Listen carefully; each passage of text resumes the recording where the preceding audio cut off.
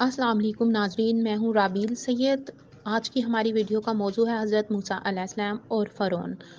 آئیے چلتے ہیں ویڈیو کی طرف۔ فرعون خدائی کا دعوے دار اور بڑا ظالم و جابر بادشاہ تھا۔ اس نے بنی اسرائیل کو اپنا غلام بنا رکھا تھا، بلکہ وہ حضرت یوسف علیہ السلام کے زمانے سے وہاں رہا کرتا تھا۔ حضرت یوسف علیہ السلام نے اپنے والد حضرت یعقوب علیہ السلام کو اپنے بھائیوں کے لیے زمین کا ایک حصہ اس وقت کے فرعون بادشاہ ریحان بن ولید سے حاصل کیا تھا۔ حضرت یعقوب علیہ السلام کی نسل بنی اسرائیل کہلائی، جو مصر میں خوب پھلی پھولی۔ یہ لوگ حضرت یعقوب علیہ السلام کے دین کے پیروکار تھے، لہٰذا اس وقت اللہ کے نزدیک یہ سب سے بہترین جماعت تھی۔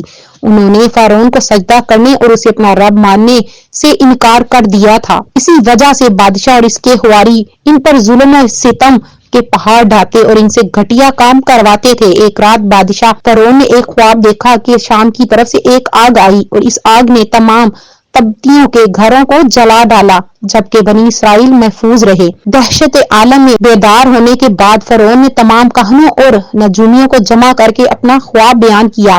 جب فرعون نے اپنے خواب کا کاہنوں اور نجومیوں کو بتایا تو انہوں نے اس کی تعبیر یہ بتائی کہ بنی اسرائیل میں ایک بچہ پیدا ہوگا جس کے ہاتھ اہل مصر کی ہلاکت ہوگی۔ بنی اسرائیل کے یہاں بھی اس سے یہی بات مشہور تھی، لہٰذا اس خواب کے بعد وہ مزید فکر مند ہو گیا۔ اس نے حکم جاری کر دیا کہ بنی اسرائیل میں پیدا ہونے والے تمام لڑکے قتل کر دیے جائیں، جس کے مطابق فرعون کے حواری اور اس کے سپاہیوں نے ہر ممکن قدم اٹھایا تاکہ کوئی بھی نامولود لڑکا زندہ نہ بچ پائے، لیکن اللہ کے فیصلے اٹل ہوتے ہیں۔ دیکھتے ہی دیکھتے بنی اسرائیل کے ہزاروں نامولود بچے ذبح کر دیے گئے تھے۔ پھر ایک دن وہ آیا کہ جب کتنے سرداروں نے فرعون سے کہا کہ اگر بنی اسرائیل کے لڑکوں کو اسی طرح قتل و عام ہوتا رہا تو ہمیں آئندہ خدمتگار ملنا مشکل ہو جائیں گے، اور پھر یہ ہماری کمتر، گھٹیا اور غلیظ کام کون کرے گا؟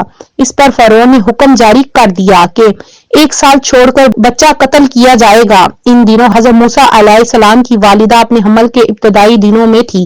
اللہ نے ان کی حفاظت کا سامان اس طرح فرمایا کہ ان کی والدہ پر معمول کے مطابق حمل کے آثار ظاہر نہیں ہوئے۔ فرعون کی چھوڑی ہوئی دائیوں کی نگاہ میں نہ آئیں۔ انہوں نے اس بات کو چھپائے رکھا یہاں تک کہ پیدائش کا وقت آ گیا اور انہوں نے بچے کو جنم دیا۔ اس بار سوائے قریبی لوگوں کوئی نہیں جانتا تھا۔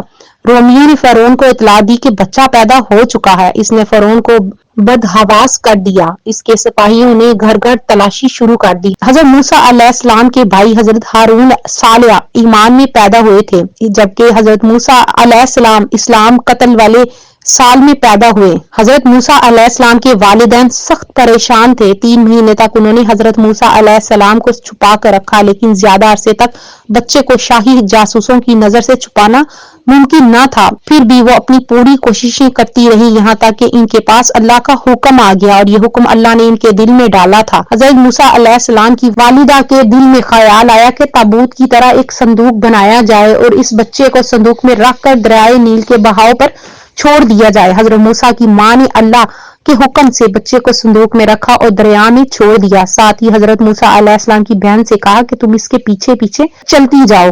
لہٰذا وہ دریائے نیل کے موج میں چلے اور ان کی بہن کنارے کنارے چلی، اپنے بھائی کی نگرانی کرتی جا رہی تھی کہ دریا میں ڈالنے کے بعد وہ کہاں جاتے ہیں۔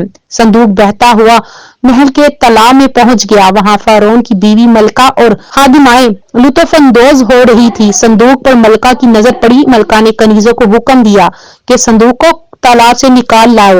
صندوق کھولا گیا تو اس میں حسین و تندرست بچہ آرام سے لیٹا ہوا منہ میں انگوٹھا ڈالے چوس رہا تھا۔ ملکہ بہت خوش ہوئی، اس کی آنکھوں میں ممتا جاگ اٹھی۔ اس نے محبت سے بچے کو گود میں لے لیا۔ ملکہ نے سوچا کہ اس بچے کو بیٹا بنا کر پال لیا جائے۔ کسی نے خدشہ ظاہر کیا کہ بچہ بادشاہ کی سلطنت کو ختم کرنے کا سبب بھی بن سکتا ہے۔ فرعون کے دل میں بھی ایک خیال آیا کہ کہیں یہ بچہ بنی اسرائیل کا وہ لڑکا نہ ہو جس کے بارے میں نجومیوں نے پیش گوئی کی تھی، لیکن فرعون کی بیوی نے کہا کہ یہ بھی تو ہو سکتا ہے یہ بچہ ہماری آنکھوں کی ٹھنڈک بنے، ہم اس کو اپنا بیٹا بنا لیں۔ تو اس پر فرعون نے کہا یہ صرف تیری آنکھوں کی ٹھنڈک ہے، میری نہیں۔ میں نہیں چاہتا کہ بنی اسرائیل کا کوئی بچہ میری نگرانی میں پلے، لہٰذا یہ صرف تیری آنکھوں کی ٹھنڈک ہے۔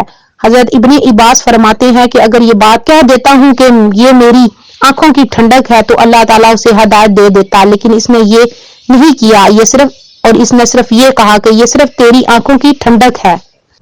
ملکہ نے اس بچے کا نام موسیٰ رکھا، جس کے معنی ہے وہ شخص جو پانی سے نکالا گیا ہو۔ بچے کو جب پانی سے نکالا گیا تو وہ دودھ کے لیے رونے لگا۔ بچے کے پاس دودھ پلانے والیاں لائی گئیں، لیکن بچے نے کسی عورت کا بھی دودھ نہ پیا۔ جو عورت بھی آپ کو دودھ پلاتی ناکام ہو جاتی۔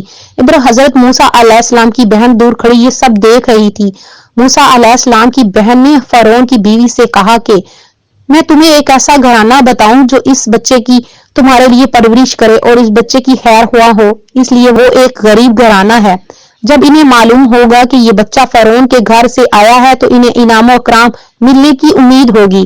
اس گھر میں نیک سیرت خاتون ہے، وہ اس بچے کو باخوشی دودھ پلانا قبول کرے گی۔ اس کی بیوی نے کہا چلو ٹھیک ہے، لہٰذا آپ کی بہن انہیں اپنے گھر لے آئی۔ والدہ محترمہ نے بچے کو دودھ پلایا تو آپ نے فوراً دودھ پینا شروع کر دیا۔ اب چونکہ بچے نے کسی اور کا دودھ پینا قبول نہیں کیا تھا، اس لیے وہ خود بچے کو لے کر آتے تھے۔ اس طرح حضرت موسیٰ علیہ السلام نے شاہی محل میں پرورش پا کر جوان ہو گئے اور پورے توانا ہو گئے، لہٰذا اللہ نے آپ کو نبوت کے منصب پر فائز کیا۔ آپ نے بنی اسرائیل کو فرعون سے آزادی دلائی۔ بنی اسرائیل بحر احمر کے قریب پہنچا تو اللہ نے ان کے لیے دریا کے بیچ سے راستہ کھول دیا۔ یہ وہی موقع تھا جب فرعون کا وہ خواب پورا ہونے والا تھا اور اس کی باشخت لاؤ لشکر تباہ و برباد کرنے والی تھی۔ بنی اسرائیل تو سمندر کے پار چلے گئے، مگر جب فرعون اپنے لشکر سمیت ان کے بیچ آیا تو سمندر کا یہ حصہ بند ہو گیا اور وہ اپنے لشکر سمیت اس سمندر میں غرق ہو گیا۔ ناظرین، اگر آپ کو ہماری یہ ویڈیو پسند آئی ہو تو ہمارے چینل کو لائک، شیئر اور سبسکرائب ضرور کریں۔